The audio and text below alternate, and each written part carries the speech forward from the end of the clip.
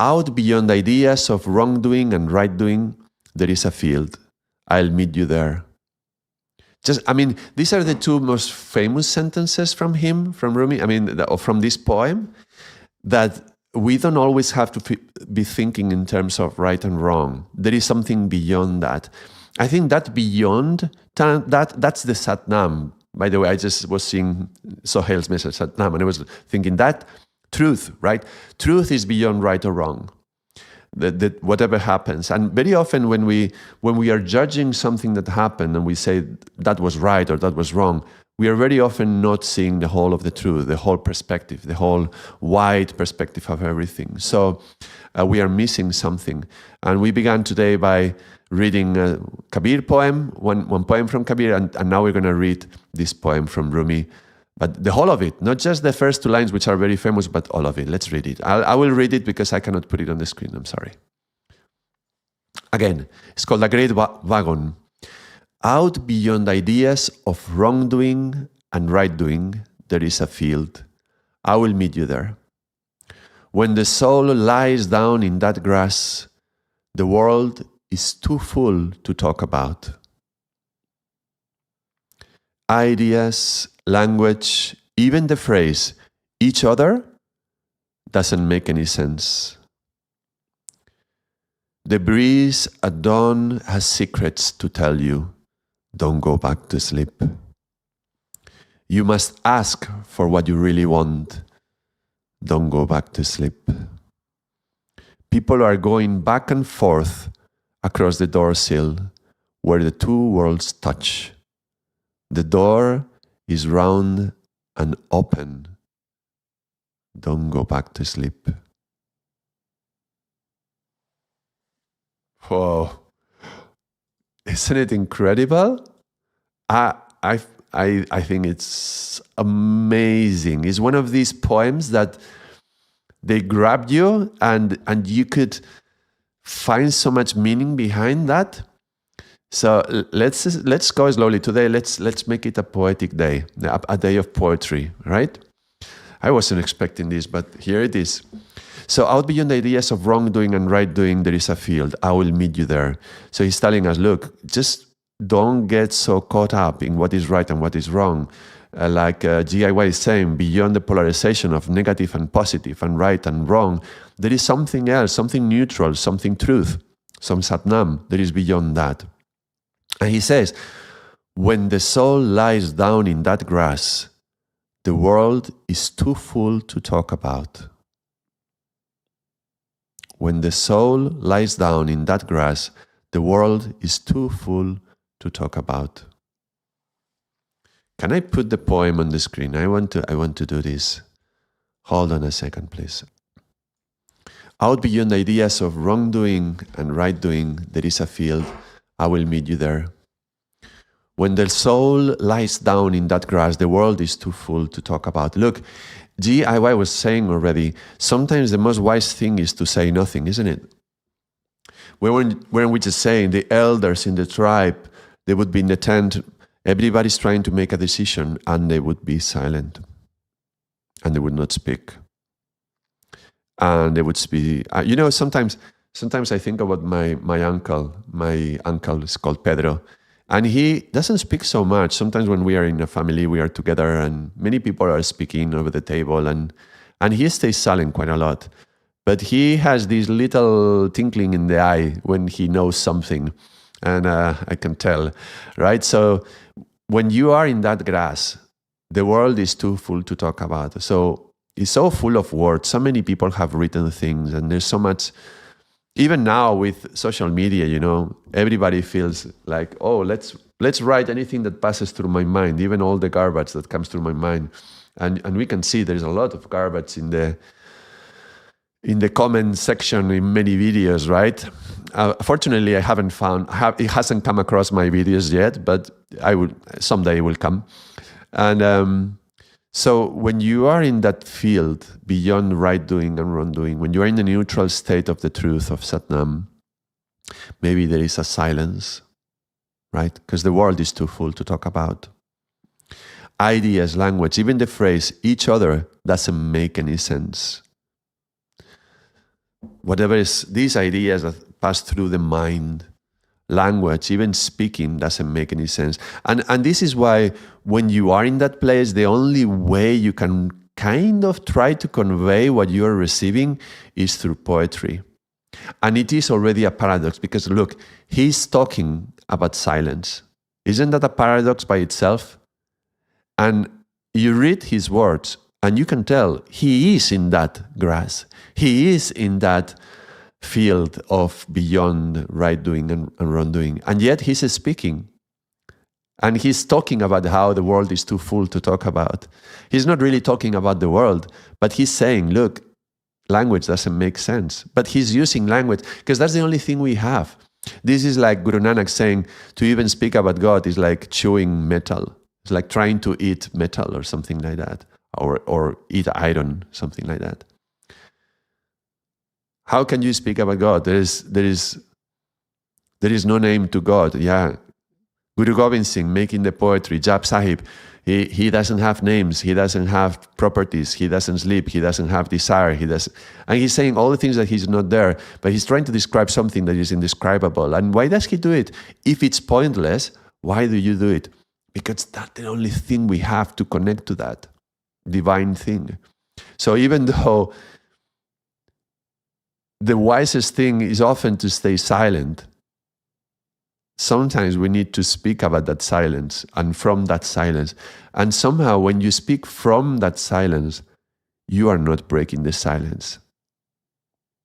Isn't it? That's the ultimate paradox of voice and language. You can hear here Rumi saying language doesn't make any sense, and yet what he means, the sense of what he means, he's conveying it. So there's something mystical and magical and mysterious, and it makes sense, even though language doesn't make any sense.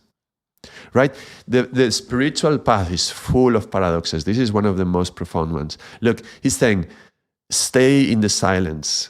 Right? When you are laying in that grass, when your soul lies there, you're going to want to be in silence. But then he says, look, if you stay in that silence, that's an opportunity to listen. He says, the breeze at dawn has secrets to tell you.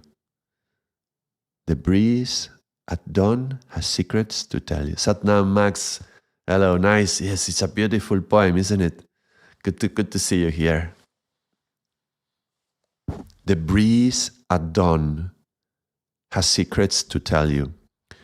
Secrets and sacred. Secret and sacred, they are two very intertwined words, yeah?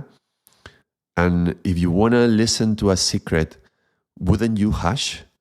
You know, when you want to say something special, I'm going to tell you a secret right now, right? You want to whisper.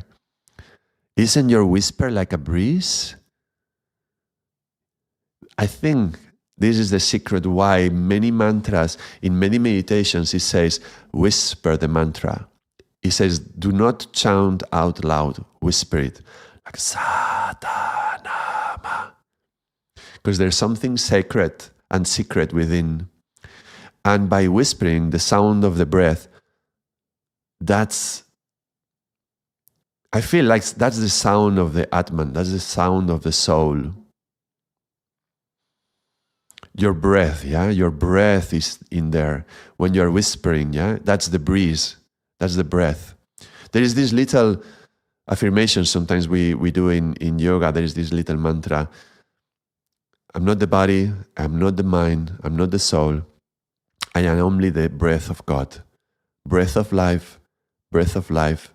Breath of God. Breath of life. Breath of God. So this breath, the breath is God, is your life. Sorry. When we are breathing, we are alive. So this breeze of the dawn is like the dawn is breathing. And the dawn is the awakening, yeah? The sun is waking up. Look, the sun is associated to awakening, right? Because that's when we wake up. The sun is rising and is the sign of the light. We're talking about enlightenment. But we are not talking about the sun already risen. This is dawn. This is when the sun is going to rise. And that means that is the very edge in between darkness and light. And that's called the twilight zone, the twilight. And in the twilight, you can find secrets. I don't know if it happens to you, but when we are in twilight, let's say if I'm not doing sadhana, which, it's not recommended. Generally, one should be awake during the twilight. But if I am in bed in twilight, my mind enters into this very weird state, and you can access to very, very artistic, creative, new, strange ways to look at things, and it can be awesome. Or you can get lost into the fantasy, yeah? And that's why we recommend during the twilight, which is actually Amrit Vela, we should wake up, and then by the time the twilight comes, you are awake and you are meditating, so that the secrets that the breeze of dawn has to tell you, you can listen to them. And he says, don't go back to sleep. Why is he telling us? Don't go back to sleep, because we just woke up. The breeze at dawn has a secret to tell you, and we are listening. We are listening, which means if we are listening, that we are in silence. And if we are in silence, we are closer to the soul lying down in that grass. So we are closer to the truth, beyond the right and the wrong. And he says, don't go back to sleep. Because in a way, he's telling us, look, when you are seeing the world as something right and something wrong, when you say somebody, that's wrong what you are doing, or you are asleep. And he says, wake up. Allow the breeze of dawn to tell you secrets and don't go back to sleep. And then he says, you must ask for what you really want. You must ask for what you really want. In this state where you are, where there is no right and there is no wrong, you have a chance to say what you really want. What do you really want? Not the desire from Kam. You remember the 5 thieves I just talked about? The 5 water carriers, yeah? Kam, Krodh, Lobh, Moha, Hankar, the 5 evils, the 5 thieves. Not Kam, the desire, not that desire. What do you really want deep inside, in the depth? Yeah? When you are in this state of in between, yeah, like Max saying, the junction between the states, when you are in these between states, and this is going to connect to the states of consciousness as well, right? We talked about this conscious, semi-conscious, subconscious. And look, there is one state which is beyond this, Turiya, right? Turiya is beyond all that. And the gateway to beyond is through this in-between states. This twilight, yeah, where the dawn is starting. In that state, if you touch that, if you are touching that point of neutrality, of Satnam, he's saying, what do you want? So when he's saying, ask for what you really want, that's so different from what we normally do when we are praying. But praying should be this. Praying should be a gateway to this twilight. Praying should be like a way to accessing that. Because we are talking, right? It's different from when we are meditating, when we are listening. And he's saying, look, this asking for what you really want should be in that state, in between states. Between waking and dreaming and deep sleep, 6 months. Yes. Yes, in the edge between both, yeah? That's why it can happen when you are waking up just out from a dream. And at that very instant, there is a moment of quite profound, yeah? Between waking and dreaming as well. Dreaming and deep sleep. And that happens in meditation, isn't it? You are closing your eyes, you are in your day-to-day mind, you are operating on the mind, and then you close your eyes, you start to meditate, and then just the very closing of the eyes. Sometimes we say, keep the eyes 1/10 open, looking at the tip of the nose. And that's creating the twilight.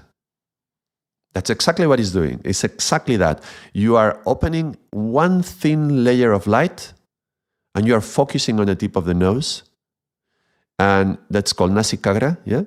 So focusing on the nose. That's stimulating the pituitary, by the way. And that little thin layer of light, it's being like looking into the twilight, creating that twilight, opening that state, which is going to bring us out of this regular state of consciousness of awakening. And it takes us into this meditative state. Now, what happens is that most of the time when we cross the door sill, this crossing, we're going to go into the dorsal in a second, but we can already see it right here, right?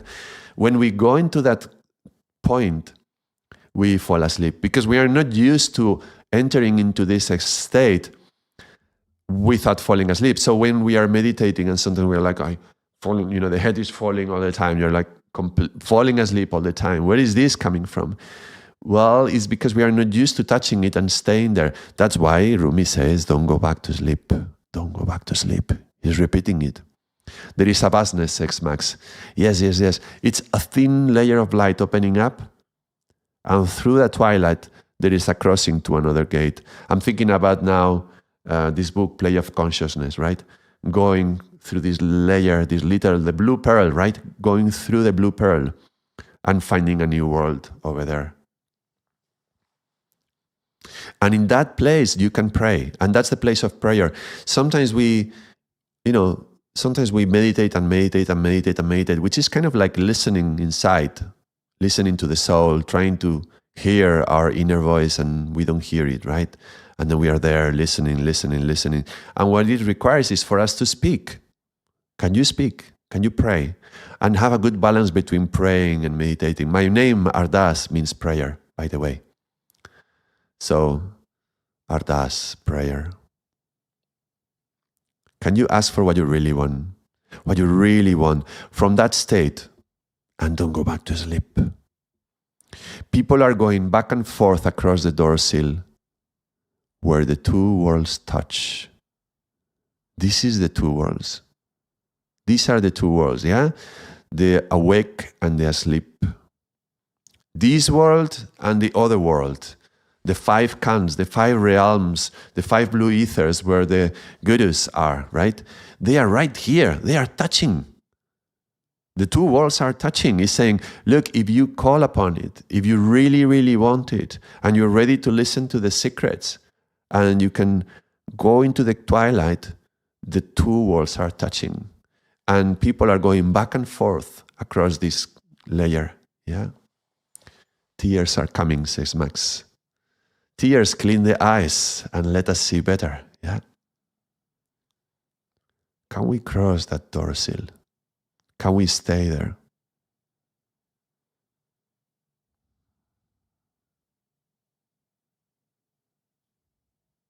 Can we meditate upon the twilight and stay awake and don't go back to sleep?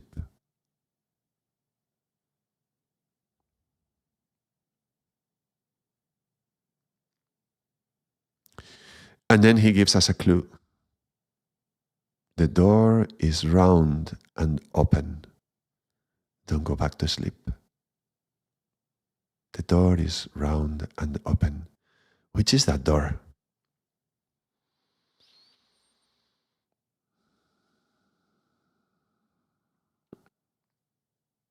I think there's a number of doors. There's a number of layers. Let me unpack it. Let me say a few layers, but feel free to write in the chat, what is that door for you? One door is your mouth, because he's talking about speaking and about keeping silent. And that's the mouth. And it's through the mouth that we can cross the two worlds. That's when we are chanting mantras in that twilight era moment. That's what is allowing us to cross through the door. So I believe that's that's one of the ingredients, the mouth as one of the doors. The door is round and open. I think he may be talking about the 10th gate as well.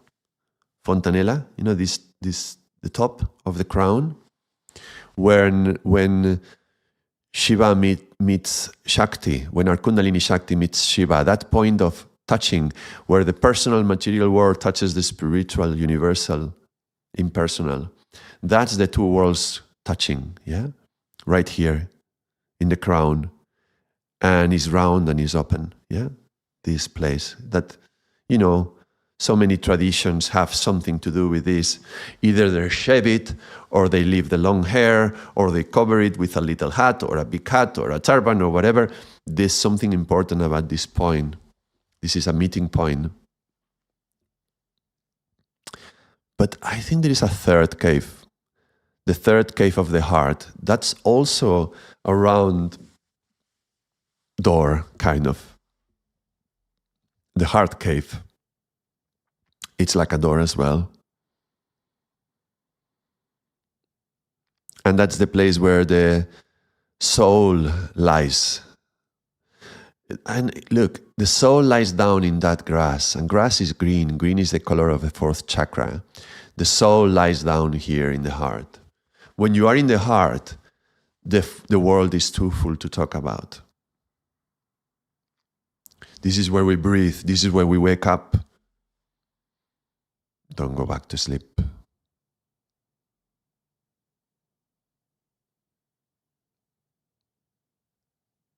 I never thought so much about this one poem.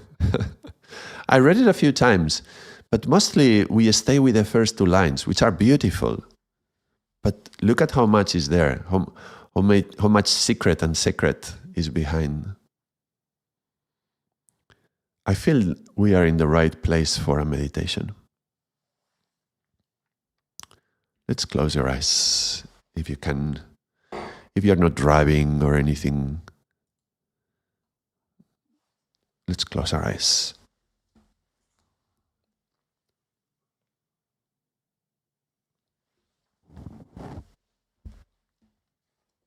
And if you feel very sleepy, leave the eyes 1/10 open and look at the tip of your nose.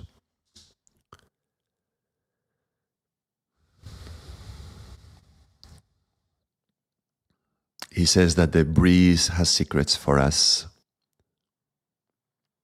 Breeze is breath, breath is air.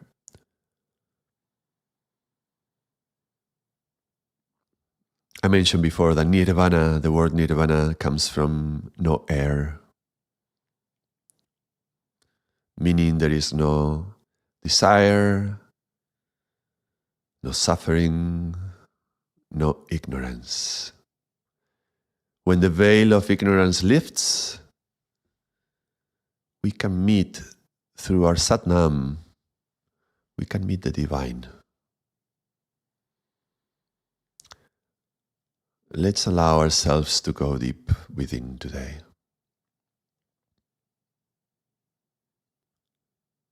Let's leave behind the ideas of right doing and wrong doing, and let's leave behind the forms, like Kabir was telling us. Let's stop drawing water from the well. There is no well outside of us. And let's go inside into the twilight. Let's go into the cave of the heart. And let's breathe. And listen to the secret of the breeze at the dawn of consciousness.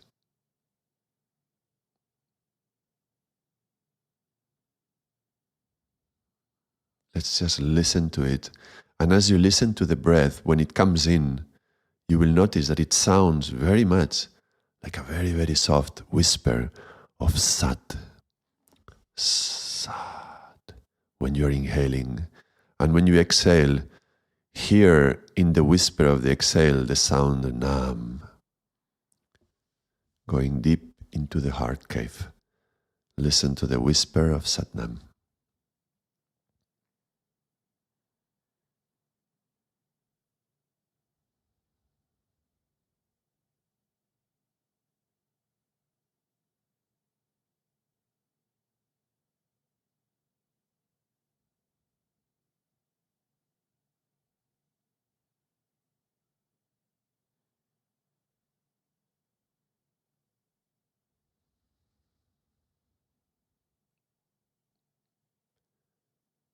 There is a vast green field,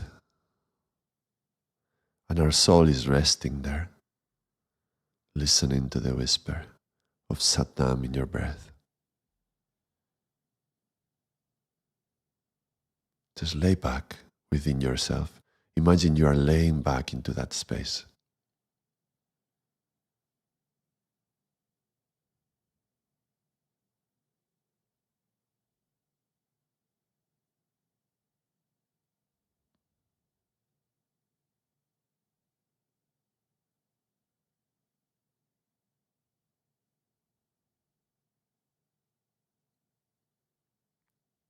It's almost as if the breeze is crossing through you, through the heart, almost from the back to the front of the body, from the front to the back of the body. And actually, you are not breathing. The breath is happening by itself. Could it be that the breath is breathing you? The dawn is breathing you. Feel the breath happening by itself.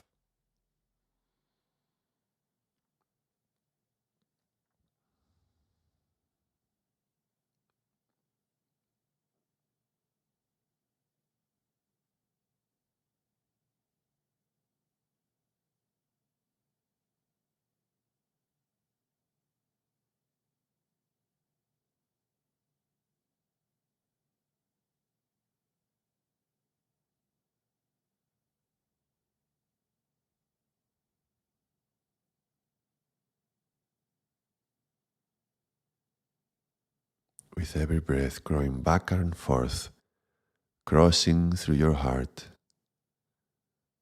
from the front to the back, from the back to the front. The breath is happening by itself. Just be silent and listen to it. The sound of it crossing is Satnam.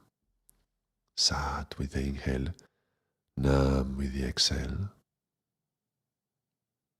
And you are laying on that grass field.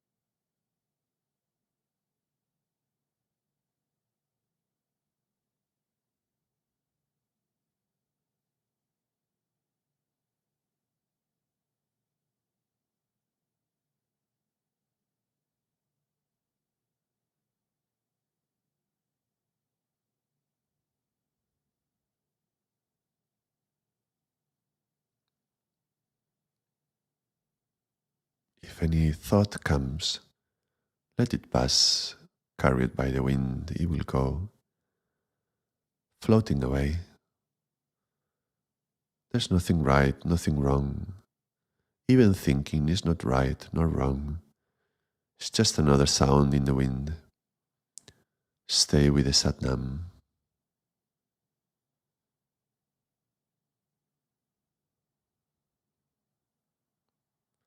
Just lay back in that grass and enjoy the breeze. But don't go back to sleep.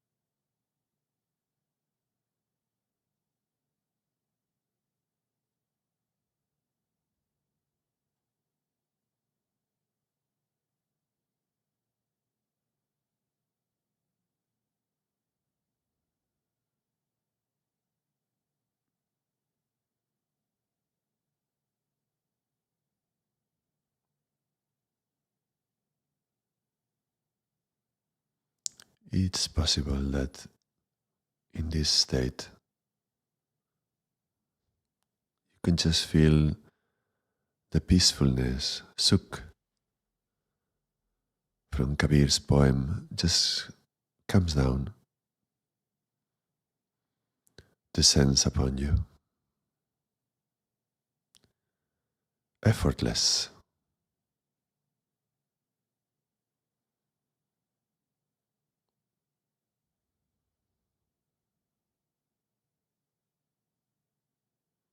Nothing to do,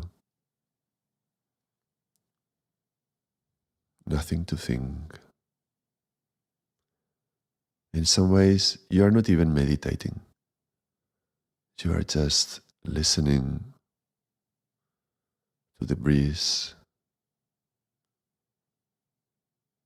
laying on the grass, the green grass at dawn, listening to the Satnam.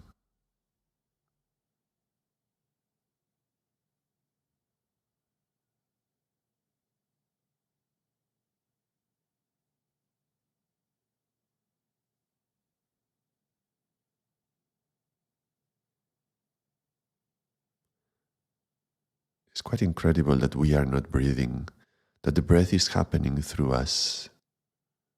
Life comes, and it's almost like a surprise that we don't require any effort for that.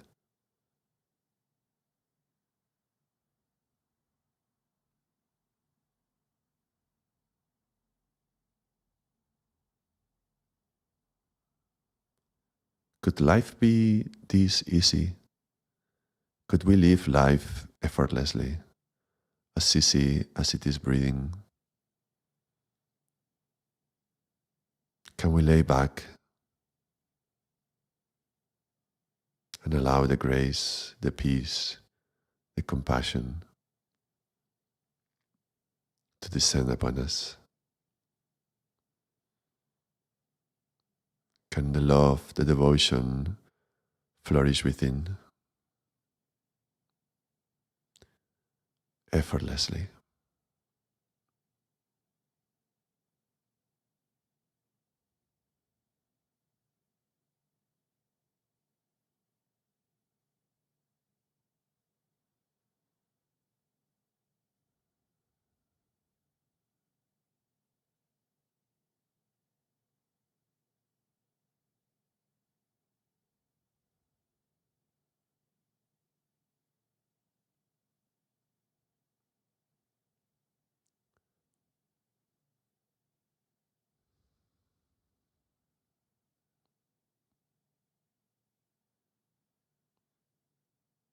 In a few moments, we will come out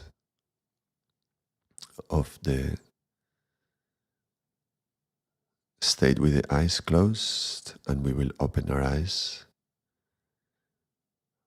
But when you do that, see if you can try to keep that feeling of breath crossing through effortlessly.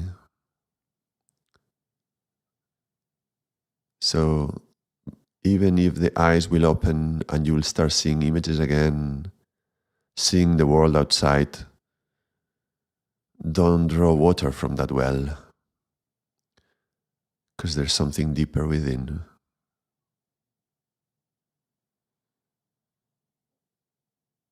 And whenever you are ready,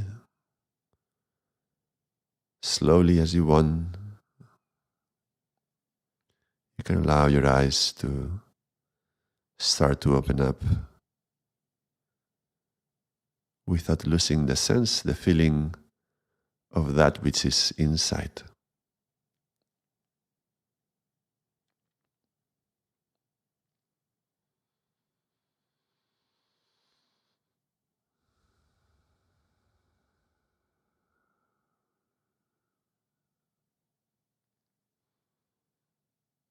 There is a sense through this practice that life is easy. Sometimes we enjoy complicating things, sometimes we suffer complicating things. But in any case, it is when we go into our minds and our thoughts and our ideas and thinking that something is right or something is wrong, that we start complicating things. If you manage to go into that state, that's self-knowledge. That's knowing yourself. That's a Satnam. Yeah. When you were there, you were there. It was you and the true you, your true self. Hopefully you could feel it. That's the Satnam. Now, between the Satnam and the Creator, God, universal consciousness, divine consciousness, Wahuru, whatever name you want to give it, between you and that, there is a veil, a thin veil. And that veil is pierced through that breeze that is breathing in you. But sometimes it lifts, sometimes it doesn't. It's not something that you can force it. But if you can just feel the breath coming through, you can feel there's this divine thing flowing through you and breathing you and giving you life. Now, the day that this veil will lift, that's when you will feel God and me and God are one. That's when you will feel that, right? Until then, we can remain in that state. We can remain in that Satnam. This is what Guru Nanak told us. Just breathe Satnam. Just repeat the Satnam, Simran. That's all you need to do. Just stay there. In some way, the instructions are so simple. How are you doing? Those of you who are here right now, listening, or if you are watching the recording, write in the comments. But if you are here right now, just write in the chat. How was it for you? Do you hear the secret the breeze had to tell you? It's very interesting. It's very good exercise to read these poems in a meditative way and reflect upon them. And maybe someday even write your own. Who knows? Because there's a part of us which cannot communicate with regular language. And so poetry helps us open the gateway to that.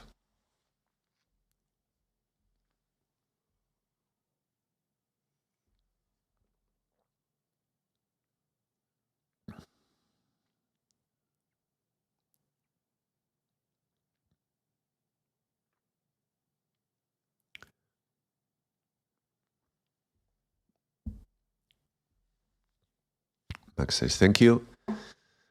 Did you have a beautiful experience? I hope you did. I was thinking right now how I remember something my cousin said. He said that he was actually performing in a school play. He was a child by then. And he dressed up and nobody knew it was him.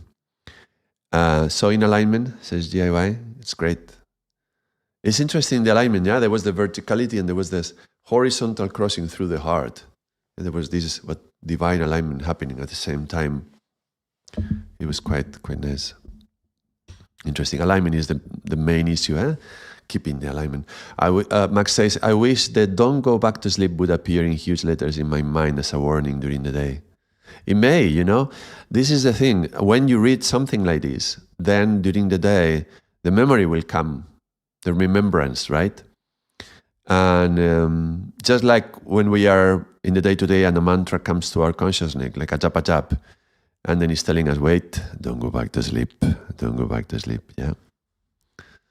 Param Prakash Kaur, easy. Satnam, hello, welcome.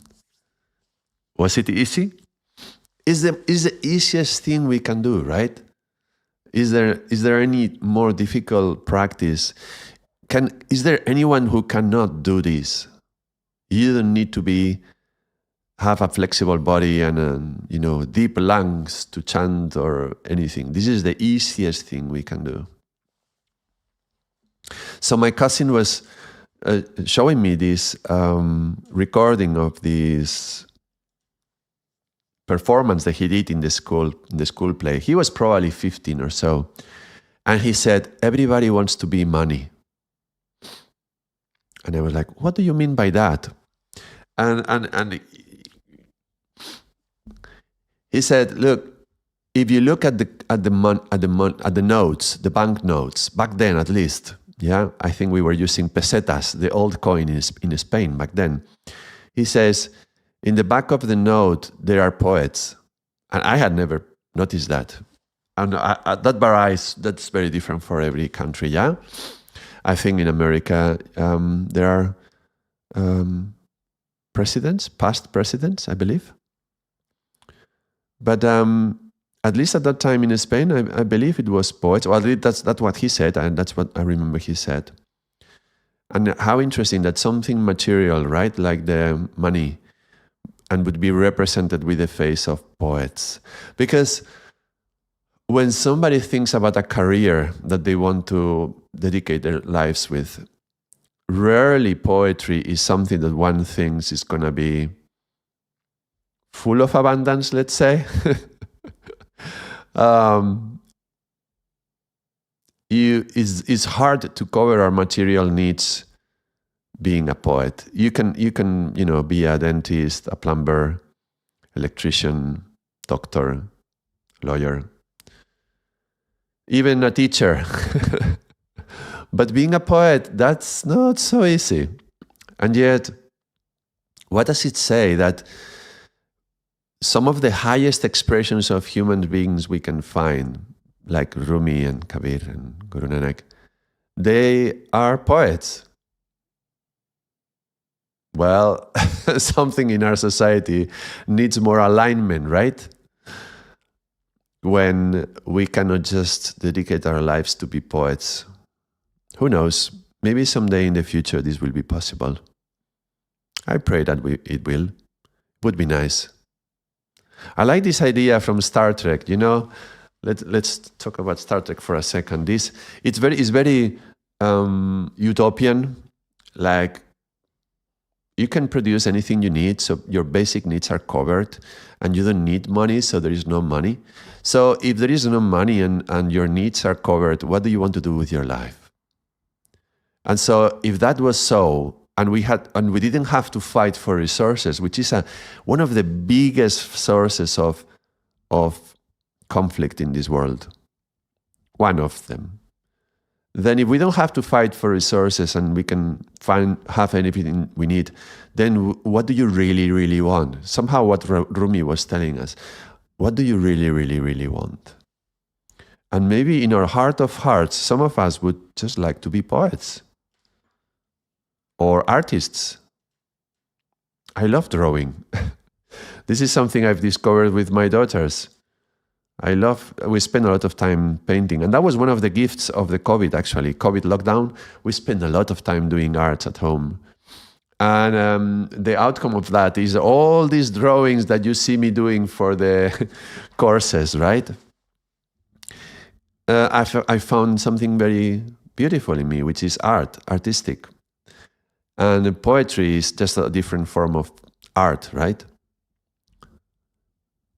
I wonder, do you who are here watching, do you have some way to express your art inside? How do you do it? Is it singing? Is it dancing? Is it sculpture? Is it poetry? How do you do it? Write in the chat or write in the comments. Because most of the times we cannot earn money from that. I mean, there is ways to be an artist and be commercial from that, to sell your art and make money. But it's not common, it's not easy, it's not for everyone. But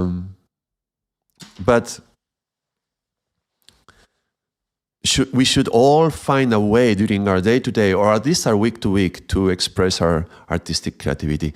Max is asking, are you planning to publish your drawings? Well, actually, what I'm setting up right now in YouTube membership plans, and YouTube was telling me, look, you can get people to support your work through giving some monthly payment and become members of your channel, and you have to offer something in return. And I was thinking, well, maybe I can do that. Maybe I can offer the drawings from all the thumbnails that you can see in the videos. I've done them digitally, and I will offer them to those who subscribe, like become members to the channel. So anybody who will in the future become members, when I activate it, I think tips are already activated, but when memberships are activated, which I was doing like yesterday I was doing that, then they will be able to download the drawings and print them if you want. And when I was doing this as a student and I was going to the courses with Shiv Charang, and then when I started teaching this myself, I would take these drawings and put them in my walls, put them in my bathroom mirror, so that I would always see them during the day, so that we can remind ourselves what we learned from this. Yeah. So this will be my way of planning. Of publishing. I will not publish them. I'm not going to sell them. I'm just going to put in them so that the members, to offer something to the members, because otherwise I didn't know what to offer. YouTube is telling me, just do some nice icons, emojis and things like that, badges that people can use in the chat. And I'm like, okay, but that's a little bit childish for me. I will do that, but it's a bit childish. But maybe offer these drawings so anyone can print them. But how do every one of you use your creativity and your art? So G for God. I love creating things, solutions. Hoping to make this a way to achieve income. Also play various instruments, let the music and expression flow. Nice. What instruments do you play and what kind of music? We have more artists here in the Sangat. Sohail is a contemporary musician. I believe he makes contemporary music. I'm still remembering this 11 hours concert that you did on the 11th of 11. I don't know if you're still around, Sohail. Tell us what instruments do you play as well. I was a musician myself. I'm still a musician. I don't think you stop being a musician, but I studied music when I was a child, and I played the saxophone with a number of bands, like big bands, like philharmonic bands, like 50 to 100 people, and playing both classical and folk music, contemporary music. And that was incredible. I remember those times, and I was a child. I was like maybe 13, 14 years old, things like that. It was like 8 years that I did that. And I remember it was kind of like meditation in a way, because you are in a big group of maybe 40, 50, 60 people, and you have to follow the director. So the director is guiding you, and then you have to listen to everyone to be in harmony with them at the same time. And you cannot be thinking about anything else, because otherwise you mess up. So it's like a meditative state in which you are in harmony with your Sangat. You have like a spiritual teacher guiding you with they are guiding the orchestra, the director, and you are in the music, in vibration. So to me, I think that was the beginnings of what would become my passion for mantras and for sound. So that was my start. I don't play the saxophone anymore. I tried to do jazz for a while while I was studying in the university, and then eventually, when I came back to yoga through sound, through mantras. So I have a deep appreciation to music. So, Max, you have a degree in fine arts, but I stopped painting. Oh, Max, why did you stop? Or do you do some other kind of arts? Do you do maybe a sculpture?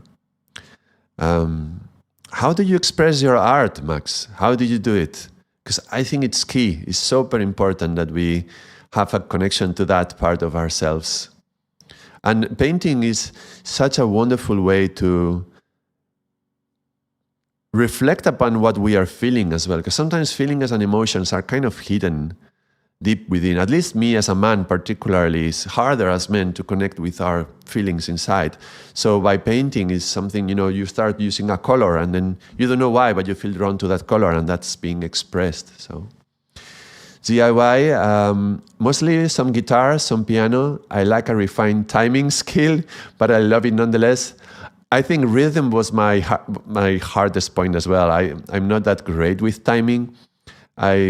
I like piano as well too. I think the best way to compose music, to make music, is with piano or guitar. So if you want to make new music, you definitely need a piano or a guitar.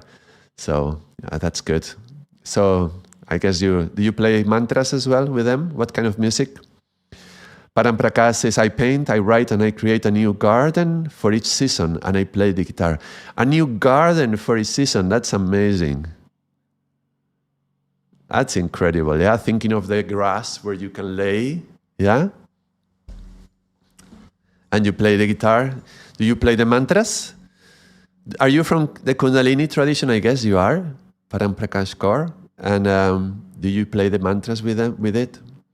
I think we should do some collaboration someday. We should do some stream and get some people connected and have maybe some kirtan. It's very difficult with online to get a few people connected and make music, everyone in their own home.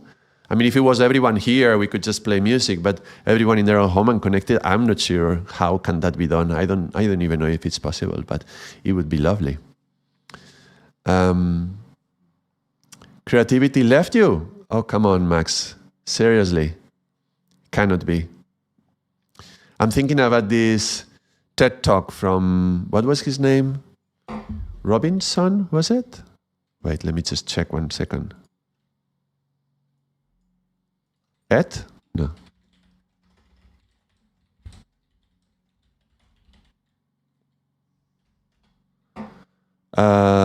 Sir Ken Robinson. Do schools kill creativity? Yeah, he talks about how there is this graph. As we are advancing in education, the more our creativity is killed. How there is ways to measure that. Like give a paperclip to a child and ask, what can you do with it? And they can think of 50 things, 100 things. And you give it to an adult and they can think, well, I can grab paper with it and maybe 2 or 3 things. But yeah, we lose our creativity as we grow older, or we grow older as we lose our creativity, right? This is something my mantra teacher used to say. We don't stop playing when we grow old. We grow old when we stop playing. So I wish that we could all find ways to express the creativity. But it's never too late to come back to it, Max? I mean, so I will say something. When I started to come back to the world of yoga, back in the 2001, 2002, I was convinced that I couldn't draw or paint. And I could very clearly have a memory from my childhood. I will go into it. G had turned my back on my creativity, was working 70 to 80 hours a week until all came to grinding halt, an awakening 6 years ago, so trying to realign and find a new way. Yes. Why you do? Yeah, so if we don't stop, we are stopped, yeah? Sometimes our soul creates obstacles in our path, forcing us to stop and face that. So I remember being a child and one day in school doing a drawing. It was so good. I think you were putting it on top of the other page on the window and drawing on top, because some children were doing that. But I didn't. I was just copying it. But she said, no, you cannot draw that well. That couldn't be you. And somehow I was like, ugh. Silly children who believe what the teachers tell them, right? Naive or innocent, right? And then I didn't draw again. And then after I began doing yoga, I was facing my limitations and I decided it's not possible that you have this false belief, limiting belief that you cannot draw. So what can I do? I'm going to break that belief. And I found this lovely little book called Learning to Draw with the Right Side of the Brain by Betty Edwards. Beautiful book, fantastic book to break the limitations. And then I discovered that I love painting and drawing. And then so that was a beautiful discovery, that the art was not lost.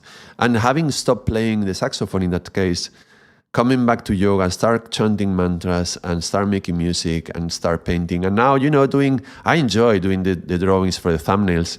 I was drawing the emojis for the membership, and I was having fun. And I think it's so important for us. So, Max, I hope you find a way to come back, to reconnect with it. I don't think creativity is lost and it doesn't go away. It's just we don't draw from it. Giawa says, I do have a family and 2 young kids to provide for, but I know the path with creativity is my connection to God. Yeah, that's wonderful. And, being with kids, that's the greatest way to reconnect with creativity because they are so creative. And so painting with them, drawing with them, doing things with the art. My main table at home is big table. It's just for arts, so it's always filled with arts. And then story time at night. That's half an hour. Yesterday's story not last night. The other night was 1 hour, over an hour long in bed. I was telling them a story, making it up with being creative, right? And being with kids just draws our creativity out. It's beautiful. And a blessing for my kids too, yeah. And Paramprakash says, yes, I play the mantras and I belong to the Kundalini tradition. I met you at the Mela meeting in November. Oh, I see. Lovely, Paramprakash. Yes, nice to see you here then. Yeah, I talked to the community in November that we were meeting online, and I was telling them that I had this YouTube channel. So I'm glad some of you are coming here. Yes, Paramprakash, it's good to see you here. Thank you for connecting. Could I share the name of the book? Oh, yes, I actually have it here. Let me show you.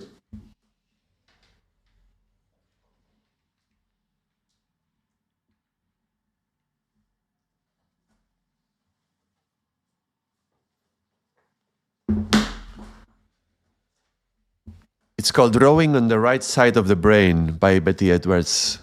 Oh, let me remove the... 1 second. What is this text? Here. I was doing, while we were talking, I was being creative with the caps of the pens.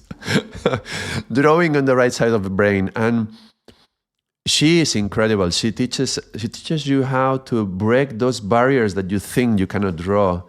And look, this page is a good example of before and after, like before reading the book and after reading the book, right? And you see incredible. It's really, really, really, really good, and teaches many systems, like how to draw perspectives. But before going into this, like this little tool for drawing appropriate imbalance, she teaches you tools like, for example, painting this upside down. So she would tell you to place it upside down so that you don't see the things. Because the thing is, when we are looking at something, we think we know what it is and we try to draw it from memory. So for example, if I see this and I see the eye of a horse, instead of drawing what I see, the eye of a horse, I will draw my symbol in my head of an eye of a horse. So I will draw the eye as I think it is, like the shape of an almond with a circle and a black circle inside. And that's how most of our drawings end up being like children's drawings, like very, very basic. The elements are there, but then it doesn't look at all like what you are seeing. So putting the drawing upside down is a good tool to don't think about what you are drawing, just draw it as you are seeing it. And it's incredible. And doing exercises to see the world as it is, rather than what you think you are seeing. So don't see the plant. Just see, if I see the plant is green. Well, actually, there's so many colors and so many shapes and leaves. But don't think about leaves. Just draw the lines and draw the colors. And I remember doing these exercises, and there's one of them where you put your hand and then you see the lines in your hand, and you have a piece of paper, and you have to look at your hand, not at the paper, and just follow the lines. And I remember what I would later understand, that this was a deep meditative state, because I drew and I drew and I drew and I felt like an hour passed, and eventually I was like, okay, Ardaas, is enough. 1 hour drawing lines. And then I looked at the watch, and it had been less than 10 minutes or something like that, or 15 minutes. Because I had put a timer, but I thought the timer just stopped, but it didn't. So it was just that I felt it had been like 1 hour, and I was in such a state, like my mind was out of the logical thinking, because I mean, drawing lines, you cannot be thinking about this. There's nothing. There's just lines, right? So just drawing lines. And then I came out. I was going to meet a friend for the cinema, my very good friend Yiping, which I was sharing office with. And we were going to meet in front of the cinema, and it was raining. Of course, I mean, I was in Scotland, so it rained quite a lot. Not that it always rains, but it was, raining quite a bit. And I remember I arrived first, and I was in the door of the cinema, and I was looking out, and it was dark, it was at night, and there was some puddles on the street. And in the puddles, I could see reflected the lights from the buildings in front. And suddenly, I saw. And I saw with the eyes of an artist, of a painter. I didn't see the puddle, I didn't see the lights, I didn't see the stones. I saw all the colors, all the shapes, all the brightness, all the different shades. And it's like everything at once, and making a whole figure. I was not putting labels to it. One of these exercises that I gave for meditation, not to label what you are hearing. You may have heard about this in another live stream I had some time ago. Not to label what you are hearing. So the same with the eyes. I didn't put any label. I was just seeing all these colors, seeing all these things. There was some bush, and seeing the bush. The bush was not green. There was purples, there was yellows, there was some dark and green, but there was all these colors there. And it was like, what's happening there? And I was like, am I seeing for the first time in my life? Because I couldn't remember before seeing like that, the world. And it was so weird. How can I have been looking through these eyes all my life, and I never saw it like this? It was a totally new perception of it. So that was bizarre. And it makes me think that when Patanjali talks about pratyahara, about this refinement of the senses and alignment of the senses and going within, it's like seeing with different eyes. It's like hearing with different ears. It's like feeling touch with in a different, more sensitive way. Something deeper, no? A more refined connection to the senses somehow. So we could all learn to connect in that way. I did many exercises to refine my senses. Like I would blindfold myself, and I would do everything in the morning blindfolded. Even shaving, which I was doing at that time, shaving blindfolded, even preparing breakfast. And it's a good exercise. I suggest everyone to try that. Get up from the bed, blindfold yourself, and do everything up until you leave to work or whatever. Get up a bit earlier because it's going to take longer, and do everything blindfolded. And you're going to have a refinement of the sensitivity of touch, smell, and taste and everything, something that you haven't found before. I found it a very interesting exercise. I did it for weeks, and or maybe even months. I can't remember now, but it was incredible.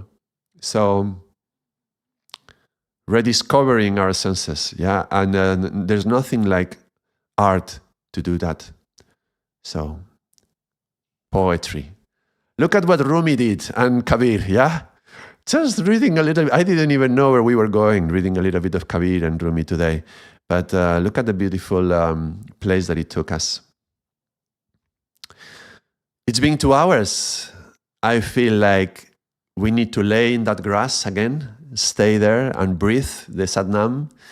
And it has been a lovely experience today, but I think it's enough for this week. I will post every month the times that I'm going to be streaming. I'll try to do it the whole month beforehand. So if you want to know next week when I'm streaming, it's already in the channel, in the community tab. But hopefully we can meet again in the next streams. So thank you everyone who was here. Max, do find your connection to the art. I hope everybody does. I hope everybody finds a way to express it so that we are not stopped, like GIY was talking about, yeah? So that we don't, not everything has to come into a halt, but we can find a way to integrate art with our regular life, like the things we have to do to earn money, but at the same time, keep in contact with our heart in that way. So until next time, thank you very much. You could have been anywhere. You could be watching any YouTube channel, any YouTube video, but you are here. And I know that makes this Sangat beautiful, and I enjoy, and it's an honor to be with you. So until next time, Sat Nam. Take care.